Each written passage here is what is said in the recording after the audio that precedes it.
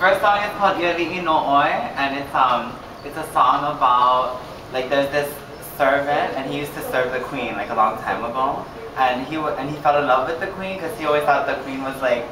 hinting to her that